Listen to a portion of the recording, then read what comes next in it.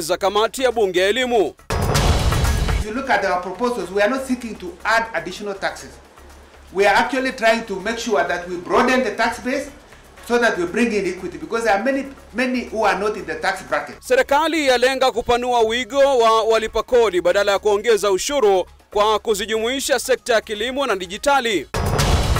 The sick, with the shift of the NHIF to shift, we don't seem to have had that thought of the sick. People who die because they can't get services. That's our main concern. Serikali yakosolewa kwa kushinikiza utekelezaji wa sera zake, hasa bima mpya afya bila ya kujali athari kwa Wakenya. Na michezoni, uchaguzi wa shirikisho la kandanda nchini FKF katika matawi umepigwa breki na mahakama ya Kitui.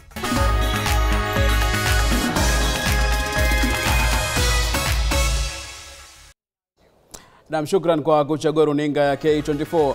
Kanisa kwa mara nyingine limeweka wazi kutoridhika kwake na serikali ya kitaifa kwa kushinikiza sera zake bila kuwajali wa Kenya. Askofu wa kanisa Katoliki wa Dayosisi ya Nyeri, Anthony Muheria, amesisitiza utekelezaji wa bima mpya afya ya jamii SHIF chini ya mamlaka ya SHA hauzingatii maslahi ya Mkenya wa kawaida, ila inamfyonza zaidi katika matozo. Wakati huo baraza la kitaifa la makanisa nchini NCCK limeendelea kushinikiza kusitishwa kwa huduma za SHIF hadi changamoto zilizoko zitatuliwe kikamilifu. We must activate concern for others and not concern for ourselves.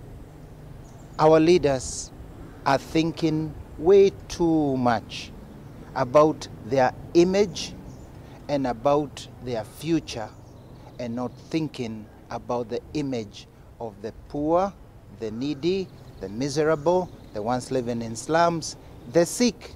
With the shift of the NHIF to shift, we don't seem to have had that thought of the sick. People who die because they can't get services. That's our main concern. It does not make sense to us that Kenyans are now paying more money but are getting less benefit. We are moving from okay to worse. Revert to NHIF until the shift is ready. This forum is calling upon the government to work on clear policies that every person is going to understand how the shift is working. I don't have to go to the hospital and get into my pocket to facilitate my medication, whereas my NHIF card was fully paid, even for a whole year, but I can't use it. Na serikali inalenga kupanua wigo wa utozaji ushuru kwa kujumuisha sekta za kilimo na dijitali kama mbinu ya kupunguza mzigo wa ushuru kwa Wakenya na vilevile kupata pesa za kutosha kufadhili miradi yake mbali na kutegemea mikopo.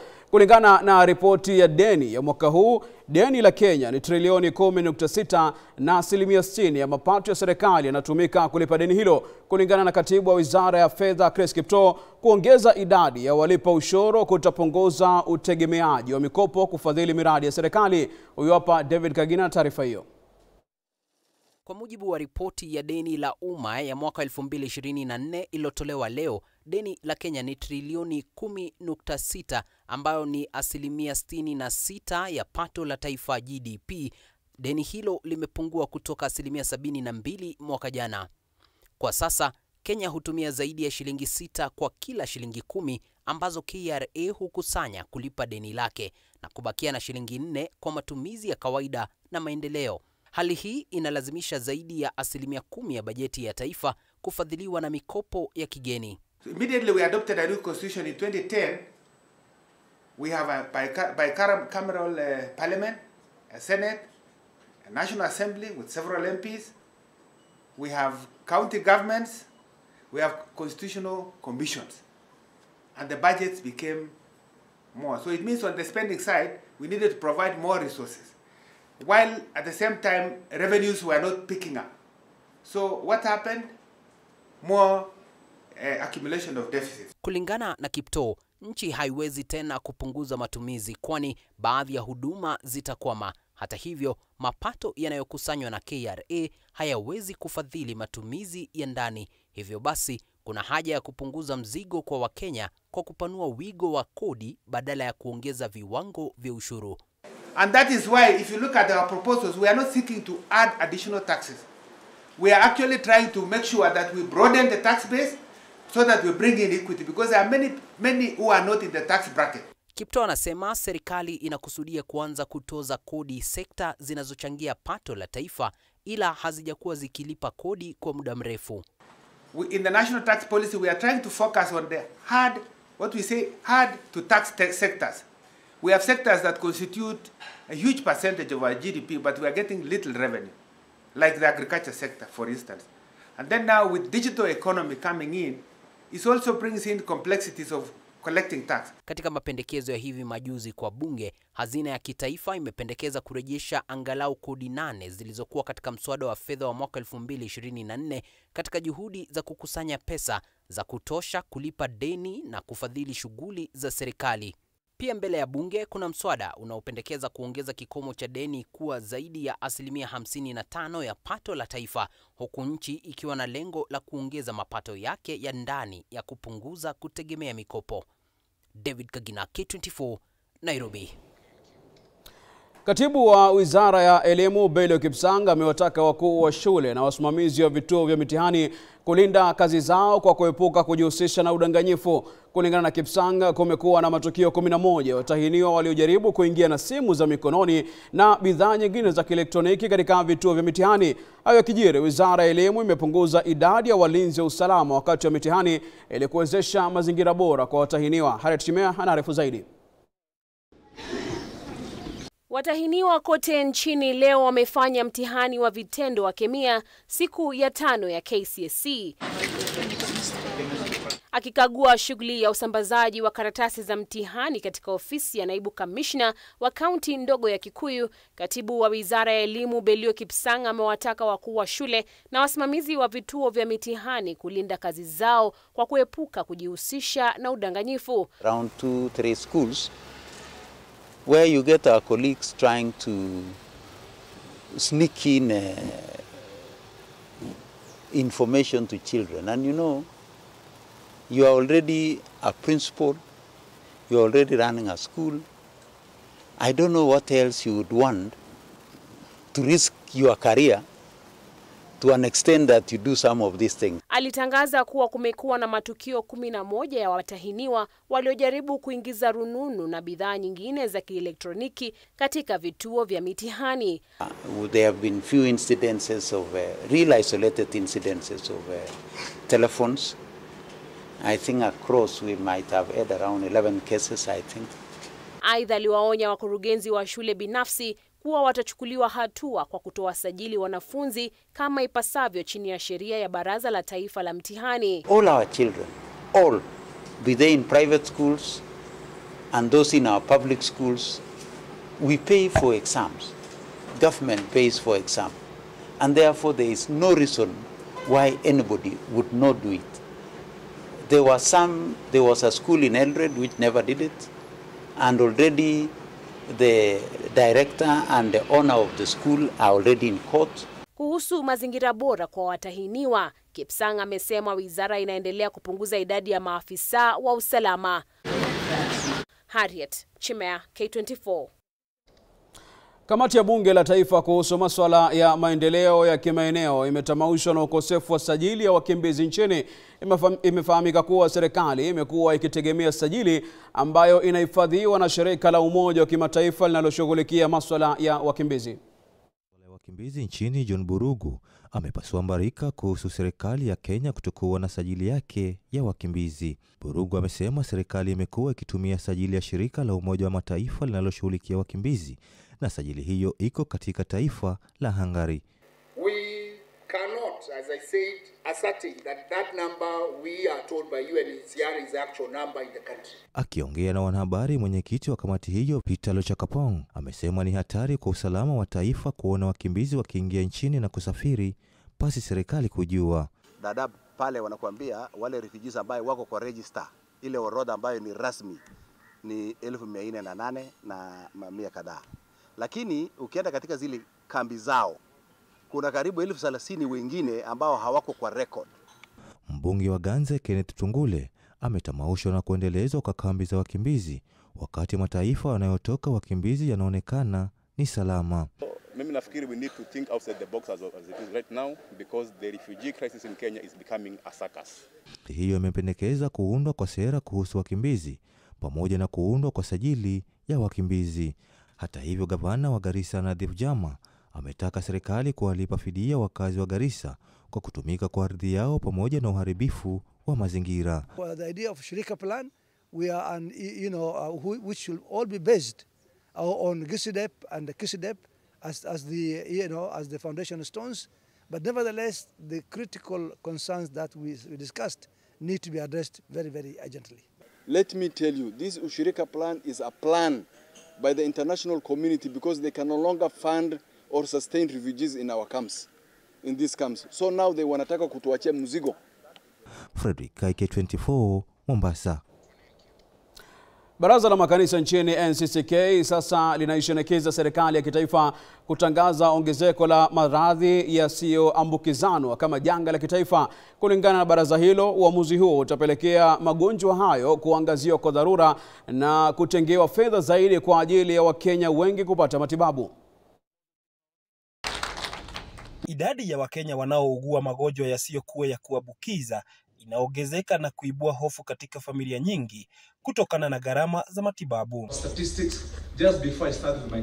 Taswira hiyo imefanya baraza la makanisa nchini NCCK kuitaka serikali ya kitaifa iangazie swala hilo kwa uzito zaidi na kulitangaza kama janga la kitaifa. Non-communicable diseases are now an epidemic. The NCDs are responsible for more than 50% of hospitalization and 39% of deaths in Kenya.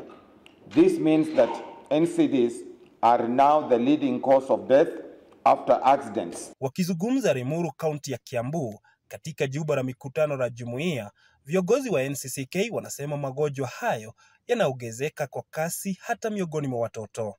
Declare NCDs a national emergency. Without doubt, non-communicable diseases are now an epidemic. Wanapendekeza idara zote husika katika kudhibiti ubora wa vyakula nchini kuwajibika ipasavyo.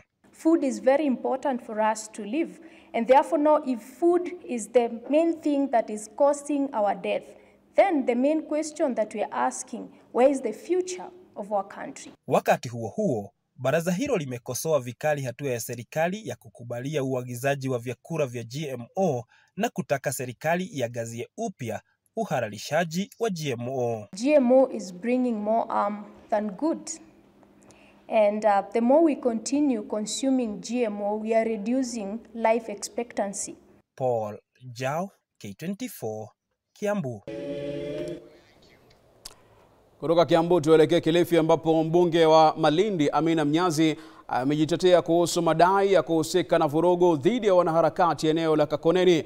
Wanaharakati hao waliokuwa wakihamasisha umma kuhusu maendeleo wanadai kuvamiwa na watu waliodaiwa kutumwa na mbunge huyo baada ya kutoa taarifa kwenye mitandao kuhusu hali mbaya ya madarasa katika shule ya msingi ya Kakoneni. Haya kijiri, polisi eneo la Malava kaunti ya Kakamega wamemtia nguvuni mshukiwa wa uhalifu baada ya kumnasa na bastola mbili na vifaa vinavyodaiwa kuhusika katika uhalifu. Majibu Kisao na mkusanyiko wa taarifa za mashinani.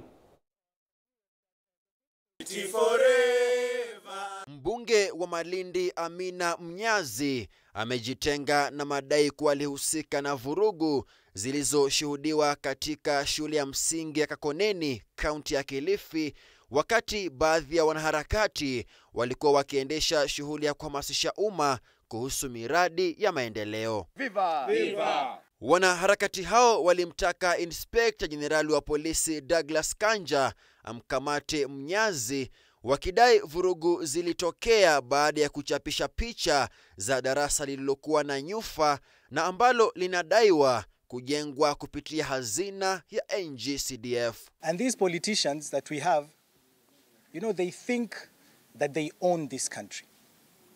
Because you're a member of parliament, you feel you will decide who comes, who goes, who holds a meeting, who holds a baraza. Katika taarifa yake, Mnyazi amejitenga na madai hayo, akidai alituma kikosi cha wahandisi kutathmini hali ya madarasa hayo yanayodaiwa kuwa na nyufa na kuwasilisha ripoti kuhusu mradi huo.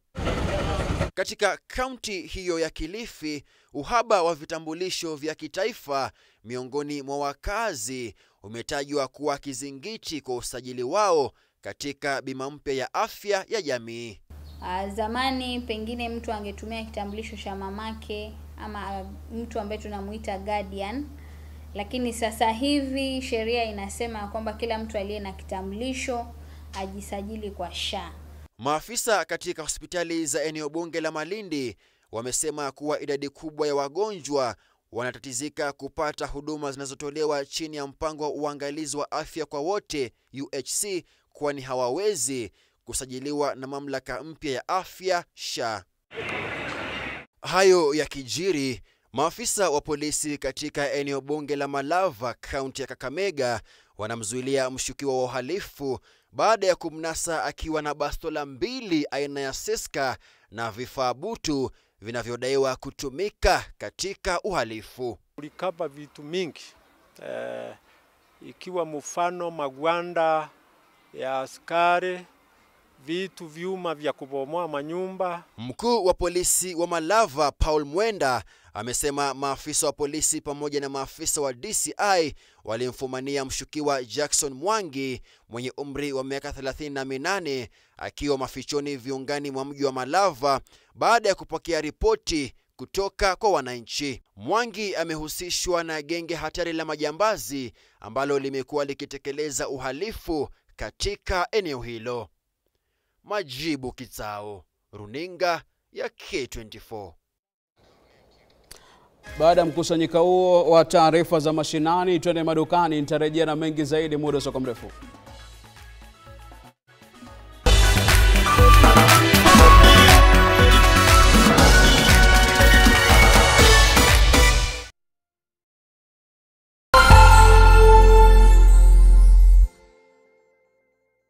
I know mko na talents, lakini mko na vibe. It's time to discover East Africa's newest talent. Ni muda wa Kenya kuchachisha. Anguka nayo kati toka utuonyeshe hizi stunts zako. Africa's biggest talent show, Bongo Star Search, is coming to Kenya. Stand a chance to win amazing prizes and work with the biggest names in entertainment. Majudges wakiongozwa na Rita, Master J, Salama Jabir and our very own Sanaipe Itande watakuwa pale tukicheka na tukilia. Tulieni mpangwe wasee. From majenzi hadi wakoro, students na corporates, jitokeze tujue nani mzii. Tukutane Kenya National Theatre on Friday 29th and Saturday 30th November. Kosa uchekwe brother. BSS Season 15, sasa beyond